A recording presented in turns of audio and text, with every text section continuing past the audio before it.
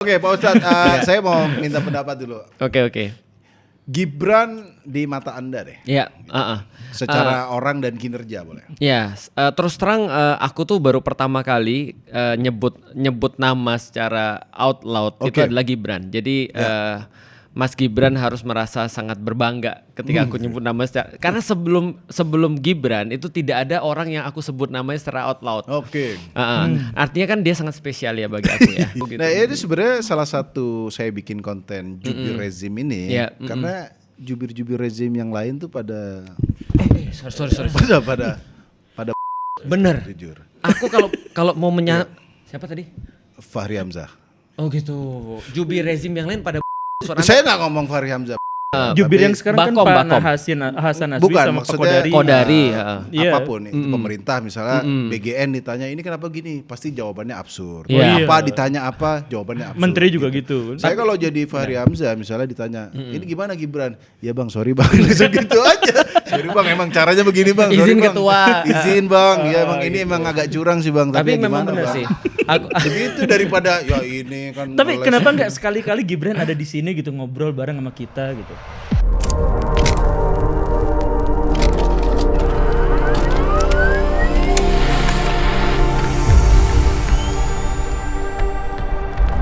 Oke, kalau menurut Pak Ustadz sendiri sama Pak Guru nanti, kenapa di Indonesia ini dari dulu gaji guru honorer tuh segitu-gitu aja? Nah, itu dan mungkin. bahkan makin menurut aku tadi lihat ada guru jalan 6 kilo lewat hutan. Kenapa itu terjadi bertahun-tahun gitu? Itu Pak Guru kayaknya yang lebih tahu ya. Sebelum MBG berarti Pak Guru. Sebelum MBG juga. Kenapa Pak Guru kira-kira? Jadi kan MBG ini baru. Nah, tapi dari dulu kan kasus bahkan gaji beliau ini 100.000 3 bulan gitu. Iya, saya pernah digaji 100.000 3 bulan. Itu pulsa jempol aja nggak cukup. Enggak mungkin itu pas lagi masih kayak XL itu loh yang ngomong assalamualaikum. Enggak, itu 2 detik tahun 2011 2012 itu. 2012. Iya. Nah, kenapa menurut Pak Guru gaji guru honorer terutama ya dari dulu tuh ya segitu-gitu aja gitu?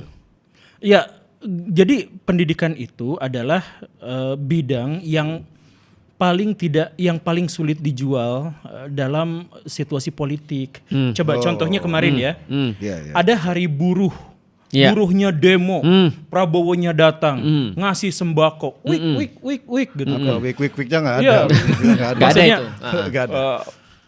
MBG bermanfaat tidak? Tidak. Nah, kayak gitu kan. Nah, Waduh. Itu, di belakangnya waduh. Waduh. Senyap itu langsung. Waduh. Nah, tapi maksudnya itu tuh kan harinya berdekatan dengan hari guru. Iya. Guru tuh gak ada cerita demo, guru tuh kalau ada rumah sakit, kalau ada dokter kena kasus, itu IDI datang ngebelain. Iya. Oke. Kalau iya betul kan? Iya benar. Kalau ada pengacara kena kasus, itu Pradi langsung datang borongan sama-sama gitu kan. Kalau buruh demo, itu semua wartawan ngeliatin. Guru kemarin lalu tuh ada 44.000 guru kena tipu 180.000 orang 180 juta rupiah per satu guru. 44.000. Iya. Wow. Itu kerugiannya Judol. antara 2,7 sampai 4,4 Itu ditipu triliun. Judol atau apa? Ditipu apa? Pinjol. Ditipu sama yayasan. Oh, Sebuah yayasan. Yang yayasannya itu konon juga katanya, saya nggak tahu benar atau salah, tapi konon katanya memang melibatkan dinas. Nah itu tuh gak ada yang memviralkan, gak ada yang ngeributin. Saya coba untuk angkat, lumayan agak naik, tetapi bahkan sampai detik ini pelakunya gak kena jadi tersangka. Ya. Sekalinya kena gak ditahan.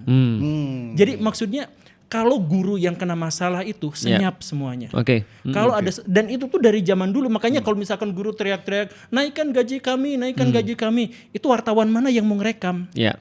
Karena nggak rame, nggak ini Iya. mungkin ya. Enggak, ya itu kalau buruh mungkin masanya banyak jadi bisa buat muatan politik apa segala rupa mungkin. Oh. Tapi kalau guru tuh misal kemarin Ya. teman saya kan motret MBG makan bergizi gratis Dituntut itu. ya. Ya itu dituntut. Terus yang kemarin lebih lucu lagi, motret menu MBG-nya itu bakso. Iya. Bakso yang kayaknya beli dari penjual keliling. Iya. Dikasih semangka yang masih mentah. Ya kejadian seperti itu tuh saking lumrahnya sampai nggak ada yang merhatiin. Iya. Udah kelewat biasa. Iya. Yang ada adalah guru yang coba memviralkan itu datang Kena kepala masalah. sekolah. Iya. Pak, Oke. Pak mohon maaf ya ini yang kayak gini tuh nggak usah bikin ribut lah kemana-mana. Yeah. Dan akhirnya guru tuh nggak bisa apa-apa. Betul. Tunjangan tuh bisa hilang, bisa dipotong, bisa ditunda kalau misalkan bikin masalah sedikit aja. Makanya kita tuh nggak bisa demo, kita tuh nggak bisa apa. Ya tidak semua guru tentu saja kan. Tapi banyak yang kayak gitu. Bahkan tunjangan-tunjangan yang seharusnya dapat sekarang itu guru-guru, dosen-dosen sekarang nggak dapat. Ya. Karena itu juga, efisiensi. Iya, efisiensi. Bahkan ada guru dosen yang nggak harus datang ke sekolah, semuanya belajarnya harus online demi efisiensi. Nah, semuanya itu demi efisiensi. 44% anggaran pendidikan dipotong untuk MBG. ya lebih kayaknya 44% ya. Nah, itu yang aku bilang sebenarnya disingkat ya sebenarnya negara ini nggak peduli dengan pendidikan sih. Sesederhana itu aja sih. Karena kalau peduli sebenarnya gini, bukan nggak ada negeri yang lain yang sudah bisa menerapkan ini. Vietnam salah satu contohnya. Itu kan skor PISA-nya kan naik banget dan jauh banget melebihi Indonesia dan itu udah terjadi gitu maksudnya. Singapura udah lebih duluan daripada kita. Thailand gitu kan ya dan seterusnya. Itu kayaknya kok kita sendiri nggak naik tuh untuk soal pendidikan. Padahal kalau memang komitmen ya kayak MBG misalnya. MBG itu ya itu kayak semua yang nggak ada aja diadakan. Yang nggak ada infrastrukturnya dibuat infrastrukturnya. Yang nggak bisa dibuat infrastruktur dipaksa dibuat infrastrukturnya. Demikian dengan koperasi, koperasi desa dan segala macam. Nah koperasi merah putih. Nah itu menurutku sesuatu yang dipaksain banget kalau memang niat gitu maksudnya. Tapi kan hasilnya kan ya kita udah kasih tahu banyak. Tapi aku nggak tahu sih. Sebenarnya ada problem besar bahwa gini, setiap kali Pak Prabowo itu pidato, itu selalu aku merasa dia kayak enggak sama common reality-nya dengan kita. Jadi apa yang dia dengar dengan yang kita dengar tuh kayaknya enggak sama common reality-nya. Gitu. Itu problem sih menurutku sih. Ya katanya Pak Prabowo ini ada dugaan yang feeding informasi ke dia. Itu dibatasin dan nggak sesuai realita. Makanya Pak Prabowo nggak tahu kalau MBG itu ada masalah, itu dia nggak tahu. Tapi Kang Tretan saya punya kabar burung. Apa? Kabar burung. Burung siapa? Burung itu. Jadi sebenarnya orang-orang yang lingkar dalam Pak Prabowo itulah yang melindungi rakyat Indonesia. Kenapa? Jadi dia harus memberikan kabar-kabar baik ke Pak Prabowo. Soalnya kalau Pak Prabowo dapat kabar buruk, siapa orang pelakunya? Nah bisa aja misalkan Akang bisa aja dicekek gitu. Oh gitu. Kan bukan aku pelakunya. Ya tapi itu mah cerita bohong. Cerita bohong. Burung yang berbohong. Burung beo gitu. Jadi justru melindungi kita agar dapat kabar-kabar baik. Menurutku Pak Prabowo tuh baik sih sebenarnya. Baik, beliau tuh baik. Beliau baik. Gitu. Makanya. Cuman nggak dapat informasi yang benar aja sih menurutku. Iya. Kalau dapat informasi yang benar kan setidaknya kan ngomongnya mungkin nggak begitu kan. Iya. Contoh misalnya kayak yang sangat nyata ketika kasus Sumatera misalnya. Yang sawit ya. Iya, kasus Sumatera yang musibah lah. Dia kan bilang jangan berterima kasih pada Prabowo. Aku bilang gini, serius nih. Terus ini sebentar ini di universe mana nih? Atau di multiverse mana nih? Iya, dapat laporan dari mana? Siapa yang ngomong gitu ke dia bahwa semuanya tuh berterima kasih pada Bapak. Semua sangat merasa berbahagia. Ya, itu sih aku pikir ada sesuatu yang kayak nggak sama common reality sih. Itu Pak Bahlil yang ngomong gitu kan. Pak, gitu ya? Iya kan waktu disorot juga. Pak, ini 90 sekian persen listrik udah nyala mungkin. kembali. Gitu. Saya sebagai calon Bakom, komunikasi presiden. Kami menitipkan aspirasi kami. Tapi kecuali Pak Prabowo ya. Oh iya. Kan beliau udah usia. Kan sungkan juga bro. Siapa tahu dia mau improve kan kita nggak tahu. Ngobrol-ngobrol, buka baju tiba-tiba kan. Iya. Jangan-jangan Pak nggak ada di skrip masa. Itu improve ya kayaknya. Berarti Akang membenarkan bahwa juga. Akang membenarkan bahwa Pak Prabowo itu sebenarnya memang sudah uzur gitu sehingga tidak layak untuk memimpin. Saya nggak ada ngomong gitu. Tadi kan ngomongnya udah. Loh, saya ngomong usia. Siapa tahu mau improve. Benar, kan saya misalnya ngasih tahu sekian, dia mau tiba-tiba atraksi atau apa ya itu di luar. Atraksi apa? Yang buka-buka baju. tapi aku pernah baca ya, ada satu penelitian, aku nggak tahu benar atau enggak ya, tapi coba tapi logikanya masuk sih. Katanya semakin orang itu sudah sudah tua ya misalnya, itu bagian otak yang berkembang itu amigdala. Oke. Ya, adalah bagian otak yang merespons pada ini ancaman. Jadi itu mungkin menjelaskan ya karena bapak-bapak kita juga sama ya. Bapak-bapak kita tuh atau ibu-ibu kita mungkin semakin tua dia semakin cepat tersinggung. Padahal mungkin kita nggak maksud untuk nyinggung gitu misalnya. Contoh misalnya kayak kita cerita gini sama bapak kita misalnya, Pi alhamdulillah nih Felix beli mobil bagus loh. Terus dia bilang, emang mobil gue jelek? Jadi dia merasa itu jadi setiap nasihat jadi kayak ancaman, setiap masukan jadi kayak hinaan gitu maksudnya. Makanya kan itu menjelaskan juga bisa jadi kenapa Pak Prabowo setiap kali dia pidato ada curhatnya. Padahal menurutku kalau misalnya beliau curhat, aku harus curhat ke siapa? Karena beliau kan yang paling tinggi. Saya tuh dijelek-jelekkan, selalu ada curhatnya. Aku bilang please deh, kita nggak perlu itu bagian itu dalam pidatonya. Karena itu kalau dibuang semuanya juga itu nggak ada ngaruhnya pada pidatonya. Dan nggak ada ngaruhnya pada Republik Indonesia. Ya itu maksud saya yang saya maksud improvisasi. Nah, improvisasi. Bener betul. Dia nggak ada second account IG juga, jadi nggak. Pak Felix pernah nggak ketemu langsung sama Pak Prabowo? Belum. Nah itu masalahnya. Jadi Anda pernah? Pernah sih aku. Nggak pernah. Tapi di belakang panggung. Di belakang panggung. Kenapa emang kalau ketemu langsung? Jadi gini. Ada kabar burung. Yang bohong atau enggak nih? Kayaknya bohong. Kayak bohong. Jadi sekelompok wartawan diundang sama Pak Prabowo. Nanti kalian semua ngomong apa keluh kesah masyarakat. Oke. Oh, simulasi. Aku wartawan. Tapi Pak, sebenarnya Bapak itu serius gak sih dalam menangani musibah? Enggak. Nanti ada waktunya. Kalian semua nanti punya kesempatan untuk ngomong, oke?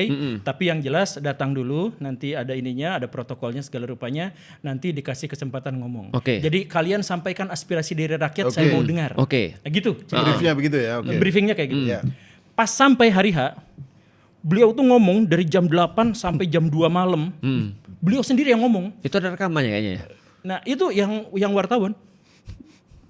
Iya ada. Nah terus Anda dikasih kesempatan 5 menit berbicara. Nah, jadi sebenarnya walaupun katanya aspirasinya dari rakyat kepada Pak Prabowo, tapi ternyata Pak Prabowo yang menyampaikan aspirasinya kepada rakyat. Tolong wartawan ini sampaikan semuanya. Betul.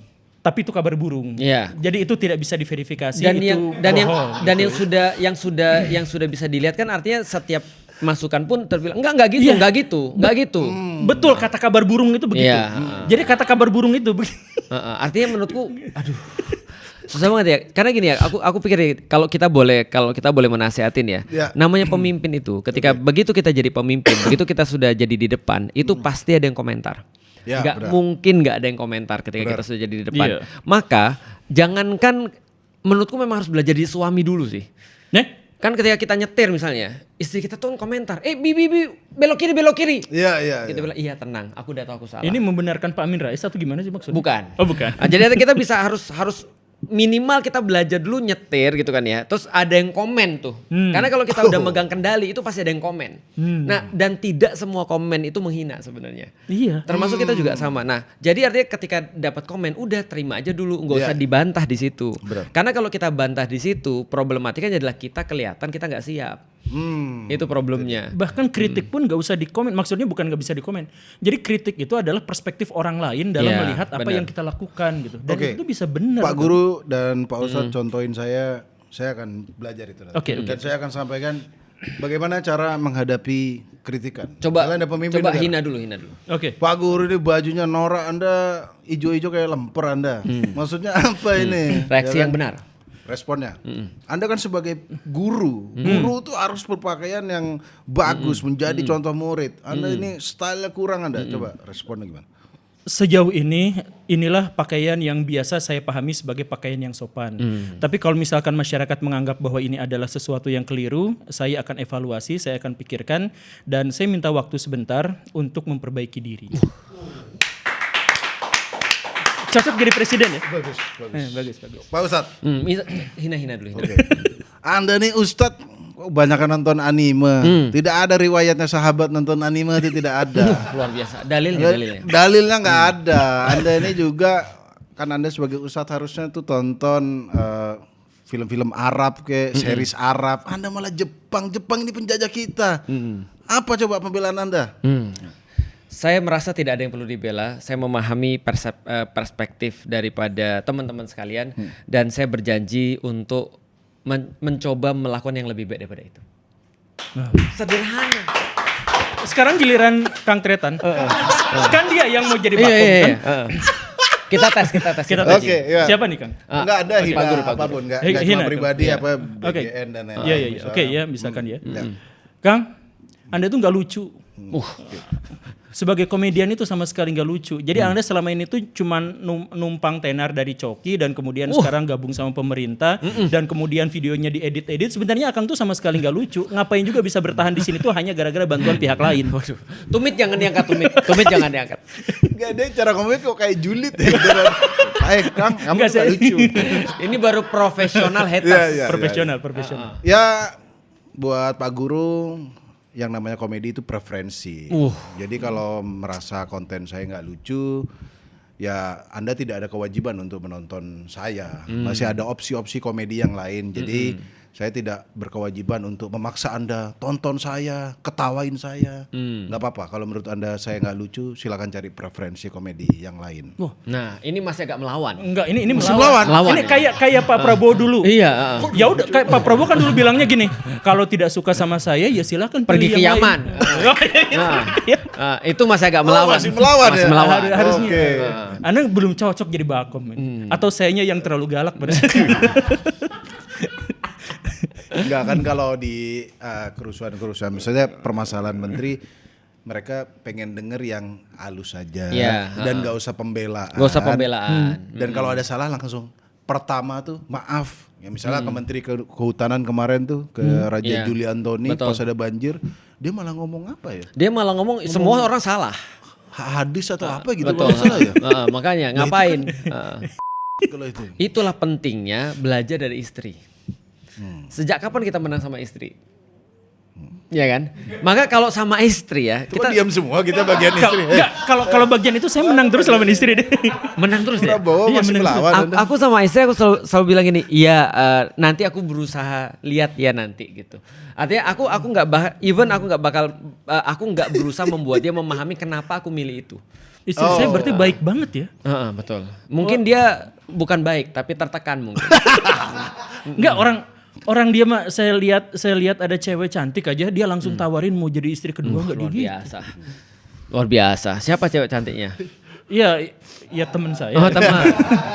Saya. Maksudnya gini, kan kita sebagai seorang suami kan kita tahu bahwa istri itu kritik kita ataupun ketika dia ngomong, dia bukan ngomong untuk ngancurin kita. Iya. Kadang-kadang dia cuma kesal aja misalnya. Kadang-kadang dia mungkin cuma perlu dimengerti dan segala macam. Tapi intinya adalah bahwa aku sebagai seorang suami harus punya kontrol yang lebih sebenarnya. Karena kalau suami nggak punya kontrol itu susah. Benar nggak? Anda tuh mengajak Pak Presiden untuk balikan lagi sama istri lama. Bukan. Nah, saya dari tadi paham tapi paham ya. Bakom kali ini agak nyerah. agak sudah. Halo. Iya, yang paling penting pada seorang laki-laki itu punya tadi. Anda jangan fitnah, ini anak saya. Oke, maaf. Kemarin beberapa kali saya lihat Ustadz Felix bikin konten soal nyawit ya. Sawit iya beberapa kali. Oke, kalau pandangan tentang sawit gimana, Pak Ustadz? Aku memandang gini ya, sangat beralasan sebenarnya Indonesia itu punya sawit. Karena bagaimanapun juga ya sebagai negara kita harus punya komoditas-komoditas unggulan kan. Sebenarnya nggak ada masalah sih pada itu, tapi permasalahan juga pada pengelolaannya aja sih sebenarnya. Karena segala sesuatu yang berlebihan itu pasti akan berbahaya kan sebenarnya. Apakah itu adalah eksploitasi tambang, apakah itu adalah eksploitasi forest dan segala macam, termasuk eksploitasi perkebunan dan seterusnya.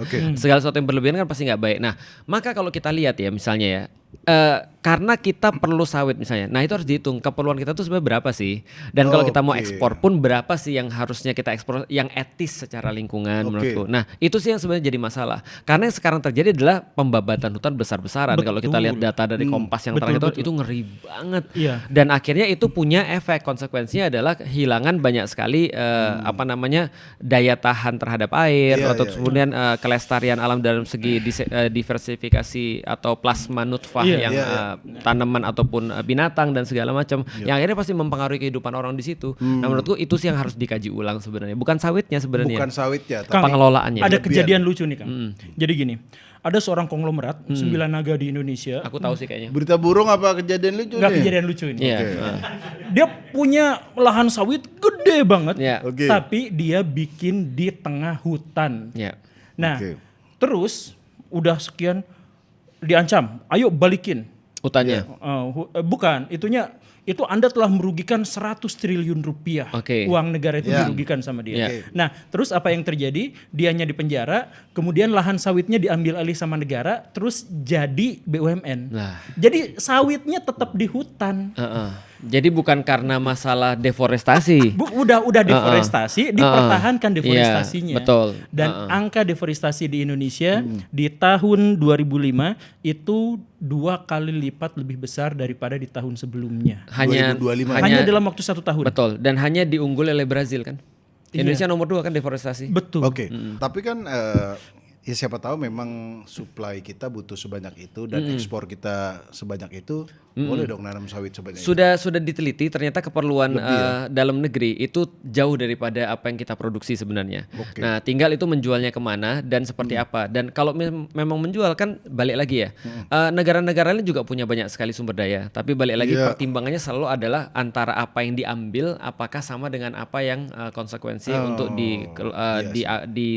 menjadi ini kan akibatnya kan. Sebenarnya itu aja sih pertimbangan selalu itu kan. Pariwisata juga sama.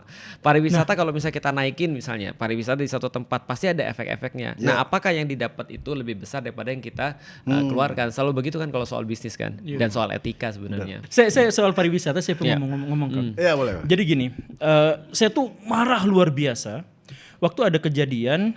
Kan Indonesia itu diklaim makanan kita tuh yang paling bervariasi di seluruh dunia.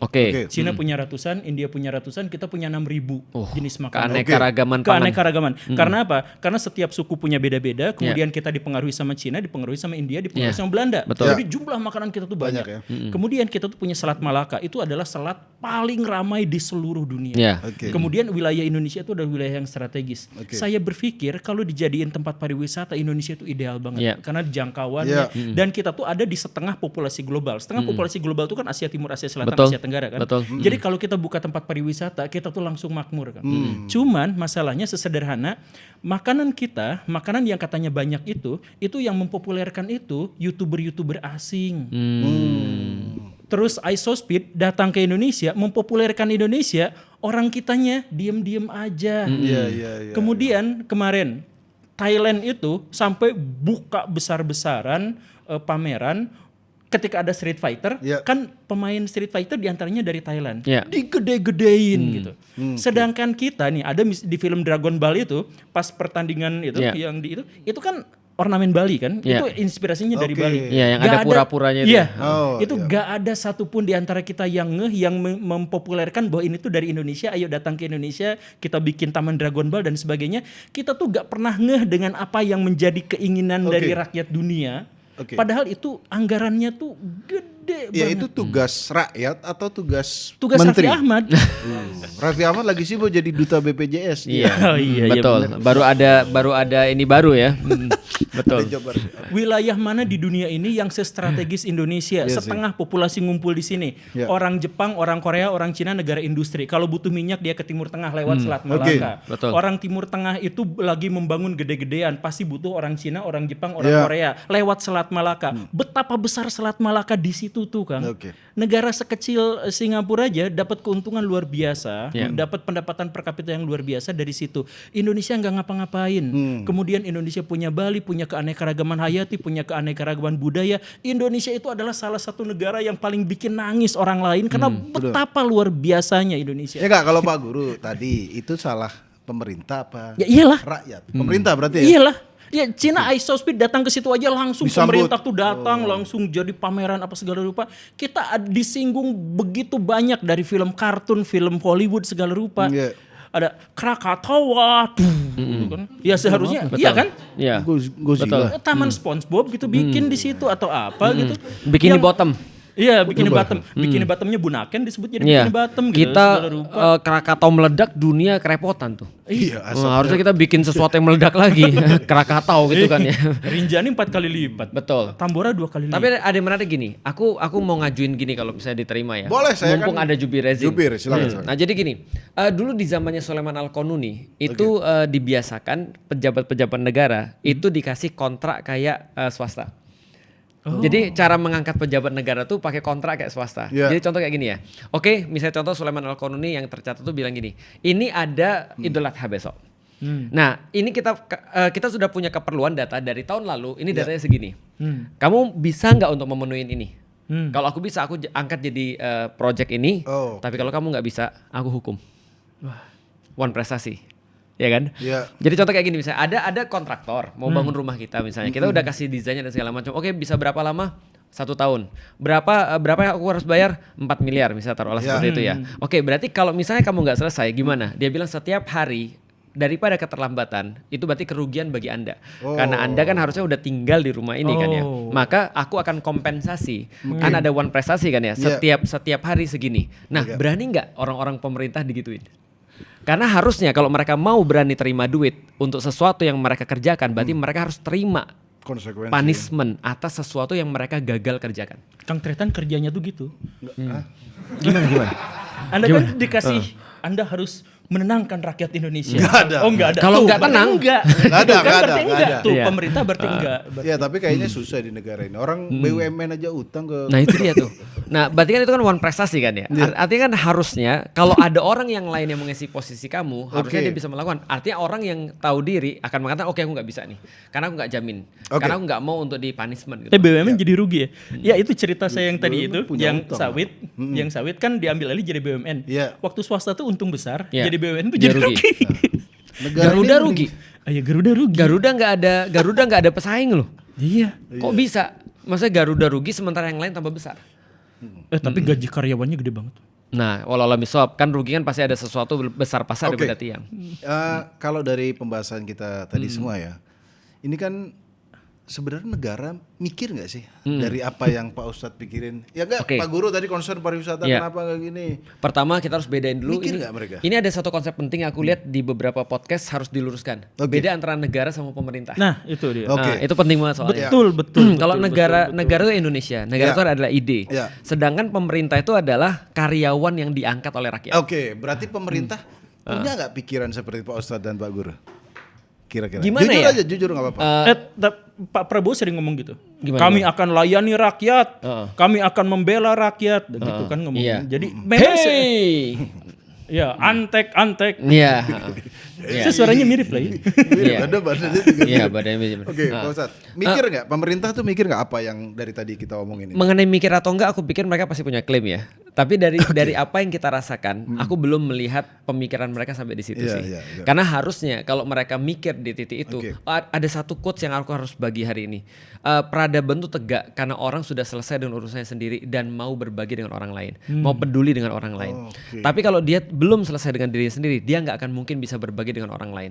Andaikan jabatan itu masih diambil sama orang karena dia masih perlu sesuatu, maka nggak akan dia bisa untuk melayani orang lain.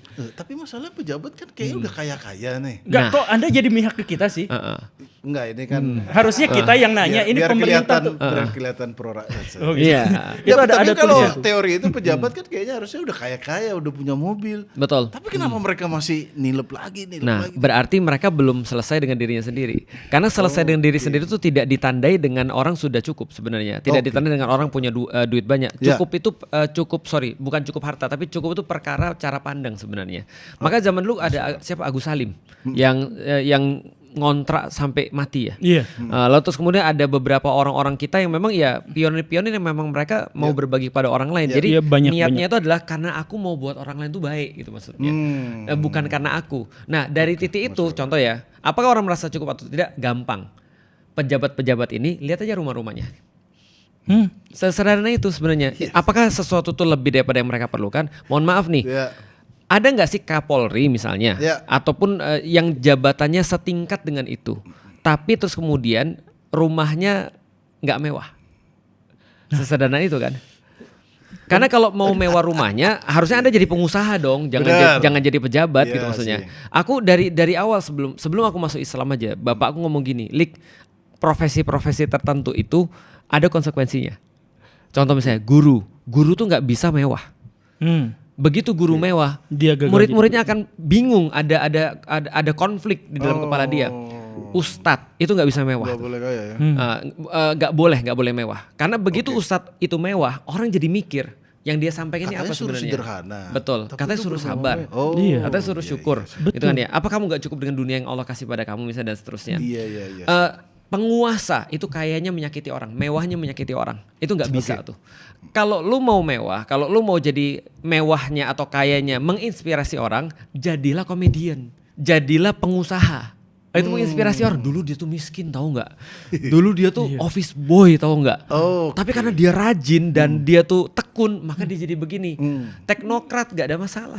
Dulu tuh Anda orang Madura loh. Nah, sekarang Anda Madura. Masih Orang Madura mah background bukan kondisi. Tapi Gibran kan cocok. Dulu dia jual martabak loh. Nah, oh iya, itu betul. Kalau dia pengusaha. Nah, yang lalu diguyur uang investasi besar-besaran itu kan. nah. Kabar burung apa? Iya, itu beneran kalau itu memang diguyur investasi besar-besaran. Iya. Tapi ada kok.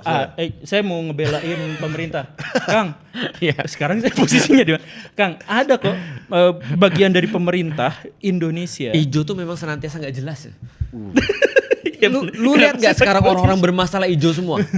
Iya kan? Pertama KAI ijo. Iya. Ibu-ibu ijo. Oh iya. Ya Itu kan? maksudnya. Ijo kan? Ijo Terus yang ini, itu kan.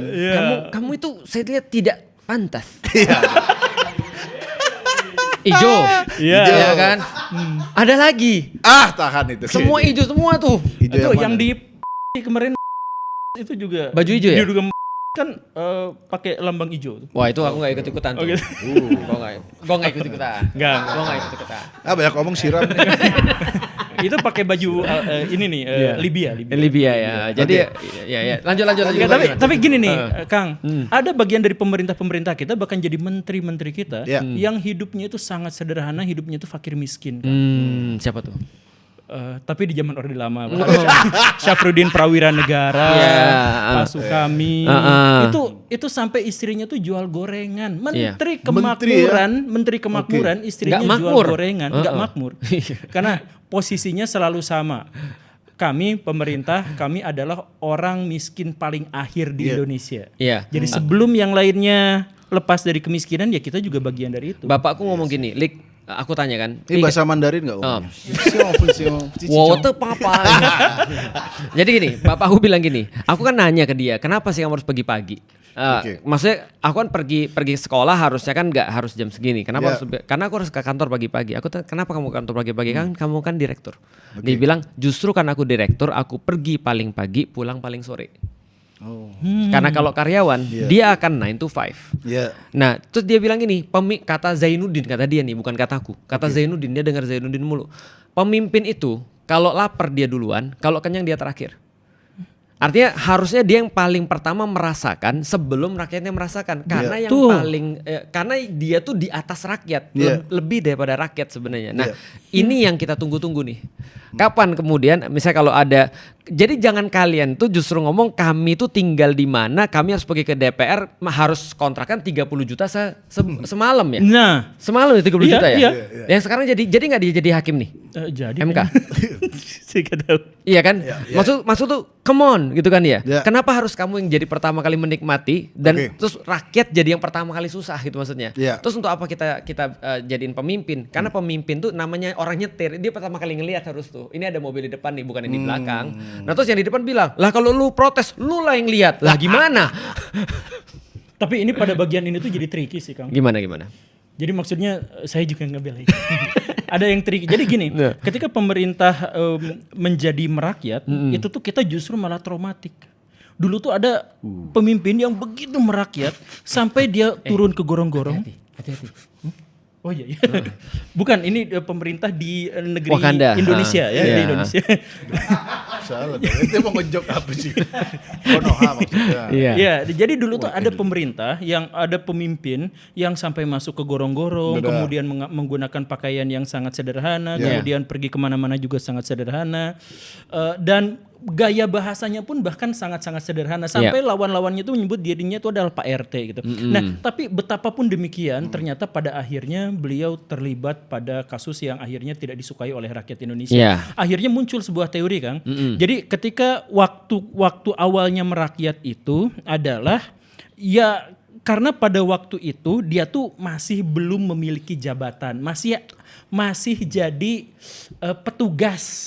Power will corrupt you. Ya, petugas partai. Nah, jadi dia tidak bisa apa-apa. Jadi karena itu memang posisinya rakyat jelata. Jadi posisi rakyat jelata yang diplot sebagai pemimpin.